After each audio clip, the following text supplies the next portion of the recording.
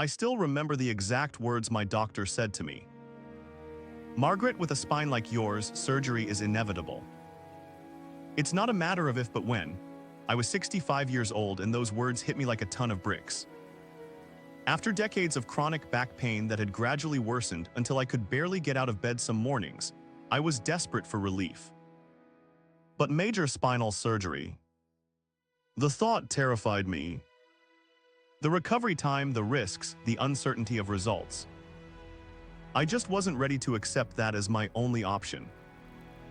Little did I know that a chance encounter with a friend would lead me to discover something that would completely transform my relationship with pain, my body, and ultimately my life. This is the story of how Pilates didn't just save me from back pain, it gave me my life back at 65. Let me take you back a bit. I wasn't always in pain. In my younger years, I was quite active, loved my garden, took long walks with friends, even enjoyed the occasional dance class. But somewhere in my 40s, the back pain started. At first, it was just occasional twinges after a day of gardening or helping my daughter move apartments. Nothing serious, I thought. Just part of getting older. By my 50s, those occasional twinges had become more frequent flare-ups. I started keeping ibuprofen in my purse, in my car, by my bed, everywhere. I began to plan my life around my pain. Will this activity be worth the pain later? Became my constant calculation. Then came my 60s. The pain was no longer just visiting, it had moved in permanently. I'd wake up stiff and sore.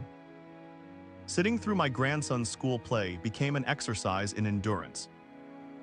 I couldn't bend to pull weeds in my beloved garden. I had to ask for help carrying groceries. My world was shrinking and I was watching it happen, feeling helpless.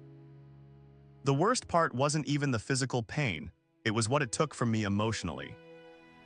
I started declining invitations. I became the grandma who watched from the sidelines instead of playing along. I felt old. I felt useless. And increasingly, I felt hopeless. By 65, I had seen 3 different doctors and 2 specialists. I'd tried physical therapy, chiropractic adjustments, acupuncture, massage therapy, and every cream, patch, and pill you could imagine. Some offered temporary relief, but nothing stuck. X-rays and MRIs showed degenerative disc disease, arthritis in my spine, and a bulging disc pressing on a nerve. Wear and tear, they called it. Normal aging, but theirs was nothing normal about how it was stealing my life. That's when my orthopedic surgeon delivered those fateful words about surgery being inevitable. He recommended a spinal fusion, a major operation that would permanently join several vertebrae in my lower back. The recovery would take months, success wasn't guaranteed, and I might need additional surgeries down the road. I remember sitting in my car after that appointment, tears streaming down my face. I couldn't bear the thought of months of recovery, being dependent on others, possibly facing complications. But I also couldn't imagine continuing to live with this pain. I felt completely trapped.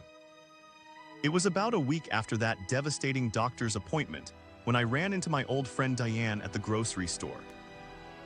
I hadn't seen her in nearly 2 years, and I was shocked by her transformation. The last time I'd seen her, she'd been using a cane and moving carefully, much like I was now. But here she was, standing tall, reaching for items on high shelves, moving with an ease I envied immediately. "Diane," I said, "what happened to you?"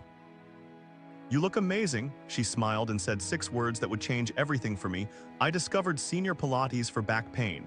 I'll be honest, I was skeptical. I'd heard of Pilates, of course, but in my mind, it was something for young, flexible people in trendy workout clothes. Not for someone like me with serious back issues. Plus, I'd tried exercises before. The physical therapist had given me sheets of them, which I dutifully performed until they seemed to make things worse rather than better. But Diane was insistent. "This isn't regular Pilates," she explained. "This is specifically designed for people like us, with aging bodies, with back problems, with fear of movement. The instructor understands spine health better than any doctor I've seen. I remember thinking that Diane was exaggerating, as excited people often do. But what did I have to lose? Surgery was waiting for me either way. So I took down the information for her Pilates studio, which specifically offered classes for seniors with back issues. It took me another week to work up the courage to call, and another week after that to actually attend my first session. I was terrified I'd hurt myself worse. Terrified I'd be the oldest, stiffest person there. Terrified of the disappointment of yet another failed attempt at finding relief. But sometimes the thing we fear doing is exactly the thing that will set us free. And walking into that Pilates studio, as scared as I was, turned out to be one of the bravest and best decisions of my life. I'll never forget my first Pilates session. I arrived early, nervous and clutching my doctor's notes like a shield. The studio wasn't what I expected. No mirrors everywhere, no intimidating equipment, just a calm, welcoming space with soft lighting and quiet music. The instructor, Sarah, was in her 50s herself, not some 20-something who couldn't possibly understand what I was going through. She spent nearly 30 minutes just talking with me, reviewing my medical history, asking about my pain patterns, my movement fears, and my goals. I just don't want to need surgery, I told her, my voice cracking a little. I just want to be able to play with my grandkids again. Sarah nodded, her eyes kind. Margaret, I can't promise miracles, but I can promise you this. Your body is capable of more healing than you've been led to believe. We'll start where you are, move at your pace, and focus on quality over quantity. This isn't about pushing through pain, it's about working with your body, not against it. For our first session, we did almost nothing that looked like exercise to me. Instead, Sarah taught me how to breathe, really breathe, using my diaphragm rather than my chest. She showed me how to find my neutral spine position, where my back was neither arched nor flattened. And she introduced me to gentle movements that awakened muscles I'd forgotten I had. I kept waiting for the pain to hit, for that familiar shooting sensation down my leg or the ache in my lower back. But it didn't come. The movements were so subtle, so controlled, so mindful. I wasn't throwing my body around. I was carefully, intentionally engaging specific muscles. At the end of that first session, I felt different. Not miraculously cured, not pain-free, but somehow more aware of my body. I felt a glimmer of something I hadn't felt in years: hope. How often should I come? I asked Sarah. Twice a week to start, she suggested. And I'll give you 3 very simple movements to practice at home daily. Just 5 minutes, but consistency is key, I committed then and there. What was twice a week compared to surgery and months of recovery? I could give Pilates 8 weeks, I decided. If it didn't help by then, I'd call the surgeon back. Little did I know those 8 weeks would stretch into years, and that decision would completely change the trajectory of my life.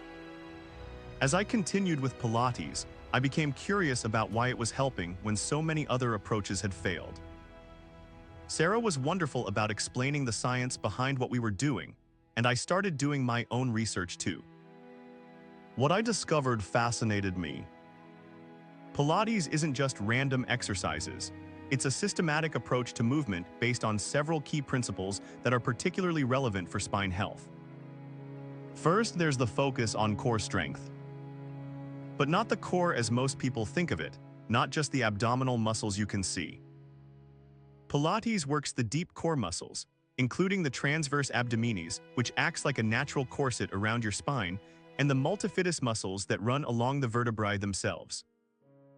These muscles are often weak or not firing properly in people with chronic back pain. Then there's the emphasis on neutral spine and proper alignment. Many of us have poor posture habits that put unnecessary strain on our spines.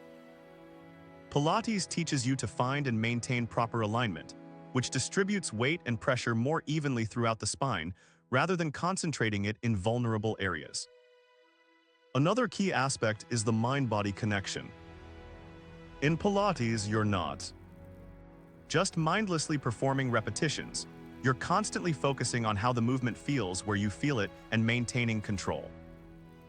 This awareness helps prevent injury and makes the exercises more effective. Perhaps most importantly for back pain sufferers, Pilates emphasizes balanced muscle development. Back pain often results from muscular imbalances. Some muscles are too tight while others are too weak. Pilates works to strengthen weak muscles and stretch tight ones, creating better support for the spine. I was also impressed to learn about the research backing Pilates for back pain. Studies have shown that it can be as effective as other physical therapy approaches for chronic low back pain, and in some cases more effective for long-term results. One study I found particularly encouraging showed that older adults with chronic back pain who practiced Pilates experienced significant pain reduction and improved functional ability. Understanding the why behind what I was doing helped me stay committed, even on days when progress seemed slow. This wasn't just wishful thinking or a placebo effect. There were sound physiological reasons why these gentle, precise movements were helping my spine heal. And heal it did. After 6 weeks of twice-weekly sessions, I had entire days, without pain. It wasn't a straight line of improvement. There were setbacks and plateaus. But the overall trajectory was unmistakable. I was getting better. Something I wasn't prepared for was how deeply emotional this journey would be. When you've lived with chronic pain for years, it changes you. You become fearful of movement. You stop trusting your body. You develop a hypervigilance about pain that's exhausting in itself. During my 3rd month of Pilates, I had a moment I'll never forget. Sarah had introduced a new movement, a simple spinal rotation while lying on my side. As I performed it, I felt a stretch in an area that had been particularly problematic. My immediate reaction was fear. That familiar, "oh no, I've done something wrong" panic started to rise. But Sarah noticed my expression change. "Stay with it," she encouraged gently. "Is it pain or is it sensation?" There's a difference. I took a breath and really paid attention. And I realized it wasn't pain. It was just a stretch. A new sensation in an area that had been locked up for so long that any feeling there triggered my alarm system. That moment was transformative. I realized how much fear had been driving me: fear of movement, fear of making things worse, fear of living with pain forever, fear of surgery. I had been so afraid that I'd stopped fully living. As the weeks passed, these insights continued. I became more attuned to the difference between harmful pain and the normal sensations of a body in motion. I learned to trust my body again, to see it as an ally rather than an enemy. There were emotional breakthroughs too. One day, after about 4 months of Pilates, I found myself crying during the final relaxation portion of class. They weren't tears of pain or frustration, as I'd shed so many times before.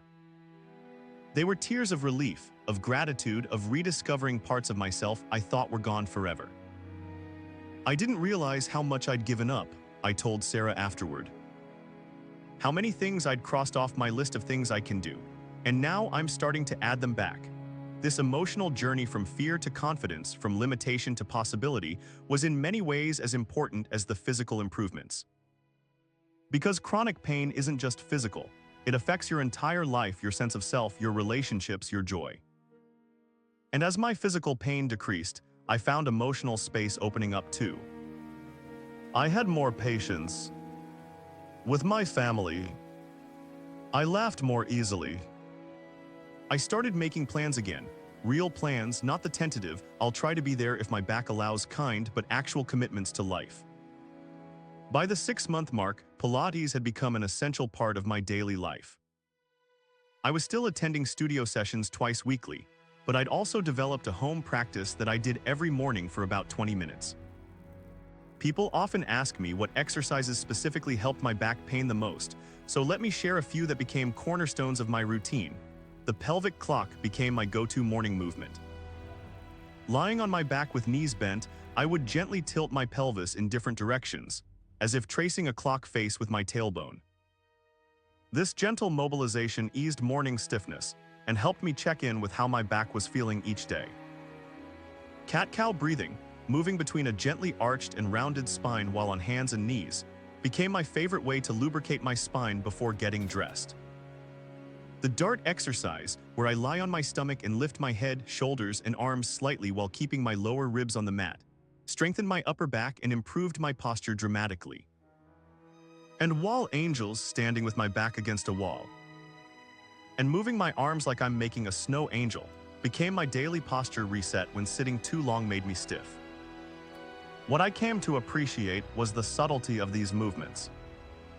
None of them were dramatic or taxing. They didn't leave me sweaty or out of breath. But they were incredibly effective at maintaining the mobility and strength I was building in my studio sessions. I also discovered the importance of consistency over intensity. A gentle 20-minute routine done daily was far more beneficial than an intense hour-long session once a week. This was sustainable exercise, movement I could maintain for the rest of my life. The practical reality is that Pilates didn't require me to completely overhaul my life. I didn't need expensive equipment or special clothes. I didn't need to set aside huge chunks of time. It fit into my life in a way that felt natural and doable. And the benefits extended far beyond my back pain. My balance improved, reducing my fear of falling. My energy levels increased. I slept better. Even my digestion improved. These side effects were unexpected bonuses that made the commitment to daily practice even easier to maintain. By the 9-month mark, I had my follow-up appointment with the surgeon who had told me surgery was inevitable. He ordered new imaging and was visibly surprised by the results. "Whatever you're doing, keep doing it," he said, reviewing my scans. "The bulging disc has actually reduced in size, and I can see improved spacing between your vertebrae. Surgery is definitely not indicated at this point." I could have hugged him. Instead, I simply said, "I found Pilates. It saved my spine." And so much more. As my Pilates journey continued into its second year, I discovered that pain relief was just the beginning of the benefits. Yes, being relatively pain-free was life-changing in itself, but there was so much more. I noticed changes in my body I hadn't anticipated. My posture improved dramatically. Friends commented that I looked taller. And I'd actually regained almost half an inch in height that I'd lost over the years due to spinal compression. My balance and coordination improved to the point where I felt confident trying activities I'd long abandoned. And that led to one of the most precious moments of my journey. About 18 months after starting Pilates, my daughter invited me to join her and my 8-year-old grandson on a hike. Not a strenuous mountain climb, but a real nature trail with uneven terrain. Inclines and about 2 miles total distance. My old self would have immediately declined, knowing such an activity would leave me bedridden for days. But my new self, my Pilates self, paused and thought, maybe I can. I prepared carefully, did my morning routine with extra attention, wore proper shoes, and brought walking poles just in case. And then, I hiked. I walked that entire trail, taking in the beauty of nature, watching my grandson's excitement at discovering wildflowers and interesting rocks, talking and laughing with my daughter. There was a moment about halfway through when my grandson ran ahead on the path, turned back to look at me and called, "Come on, Grandma. Hurry up," and I jogged a few steps. I actually jogged. The look of delighted surprise on my daughter's face was priceless. She had grown used to her mother being limited, careful, held back by pain. And here I was, moving freely, joyfully. I didn't hike pain-free that day.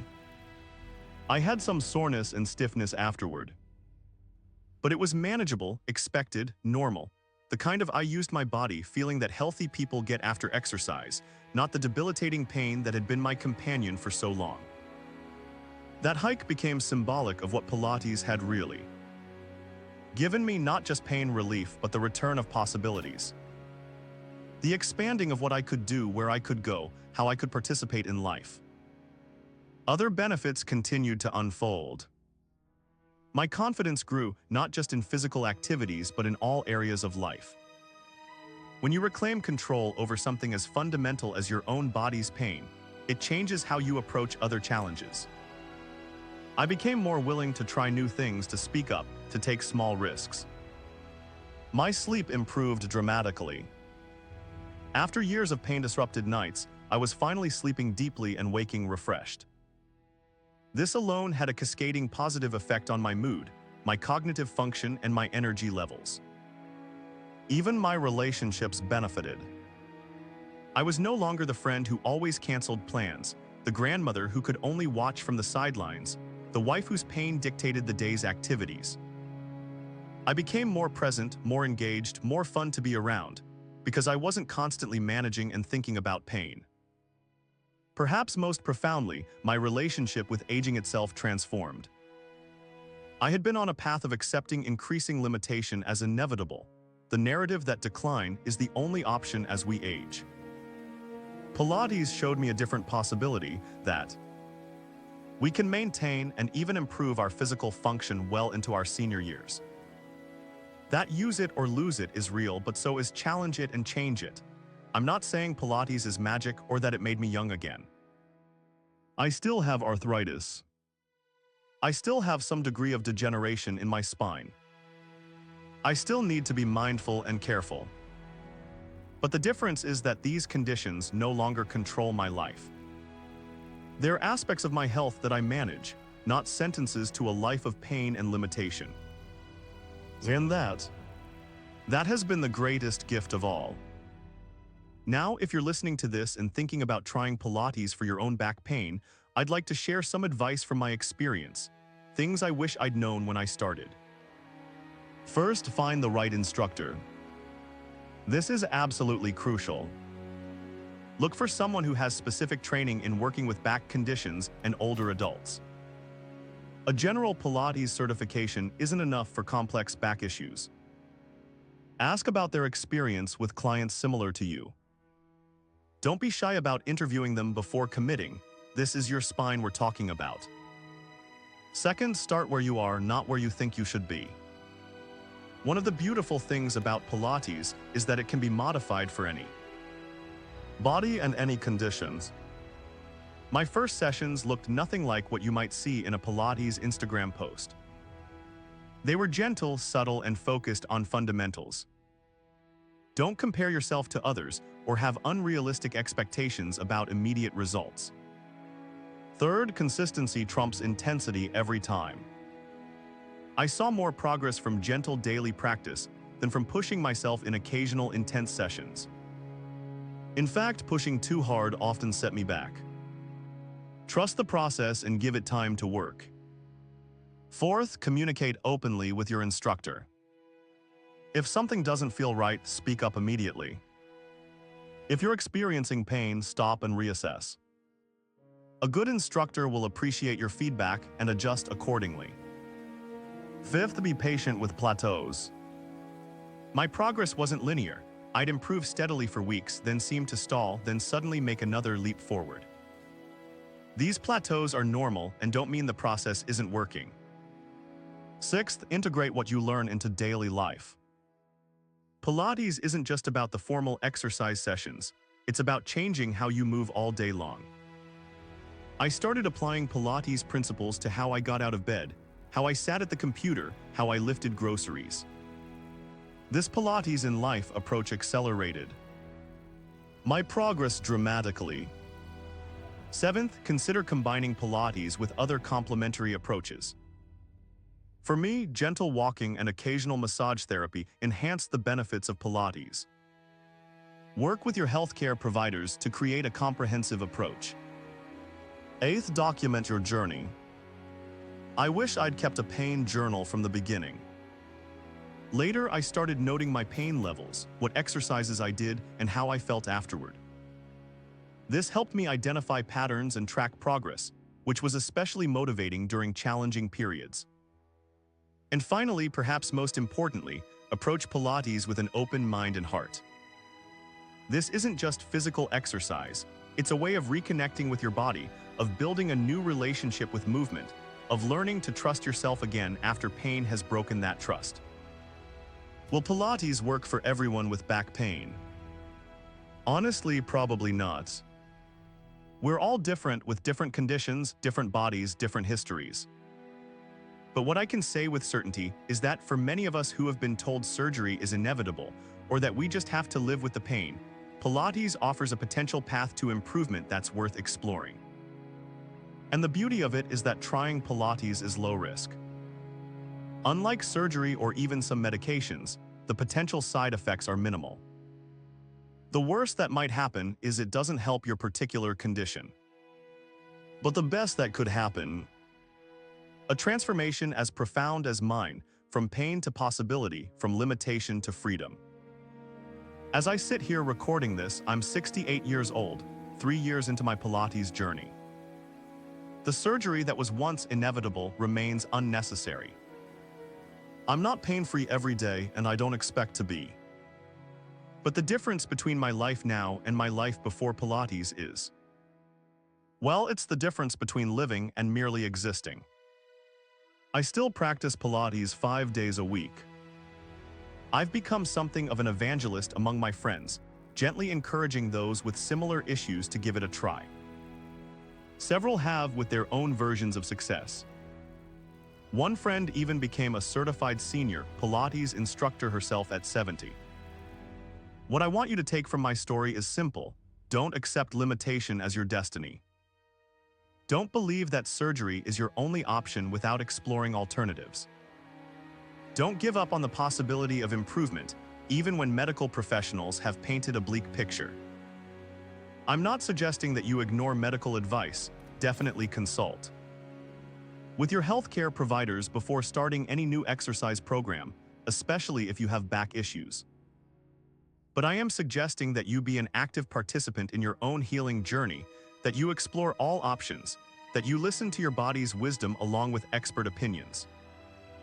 If you're suffering with back pain, particularly as an older adult, consider giving Pilates a try. Find a qualified instructor who understands spine health and aging bodies. Start slowly, be consistent, and give it at least 8 weeks before deciding if it's helping. You might discover, as I did, that your body has far more capacity for healing and strengthening than you've been led to believe. You might find that movement, when done mindfully and appropriately, becomes medicine rather than menace. And you might experience what has been the most profound lesson of my journey, that at any age, change is possible. Growth is possible.